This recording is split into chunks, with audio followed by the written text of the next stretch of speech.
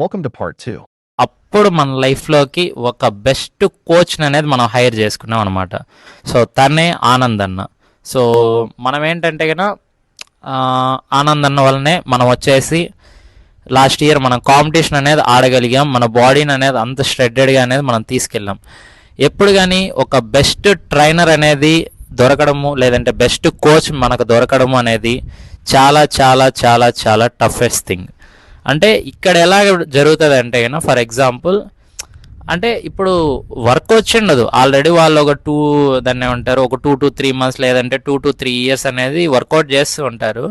సడన్గా వాళ్ళే జిమ్ ట్రైనర్గా మారిపోతూ ఉంటారు. సో దీనికంటూ కొంచెం నాలెడ్జ్ గురించి కానీ కొంచెం ఏమన్నా తెలుసుకోవడం, ఏమన్నా బుక్స్ ఏమన్నా చదవడం ఇలాంటివి ఏమన్నా చేయకుండా ఊరికే వర్కౌట్ చేయించామా అయిపించేసామా అనే ట్రైనర్సే ఎక్కువగా ఉన్నారు. సో ఇలాంటి ట్రైనర్స్ మధ్యలో మనకి ది బెస్ట్ కోచ్ అనేది మనకు దొరకడం అనేది సో నిజంగా ఒక లక్ అనే చెప్పచ్చు మనకి. సో అది కూడా ఆన్లైన్ ట్రైనింగ్ ఇంత బెస్ట్ కోచ్ అంటే కానీ మీరు కానీ అంతే ఒక కోచ్ని ఎప్పుడన్నా కానీ మీరు హైర్ చేసుకోవాలి అంటే కానీ ఖచ్చితంగా ఓ మంచి నాలెడ్జబుల్ లేదంటే సర్టిఫికేషన్ దాంతోపాటు ప్రాక్టికల్ నాలెడ్జ్ ఇవన్నీ ఉండే వాళ్ళతో మాత్రమే మీరు హైర్ చేసుకోండి.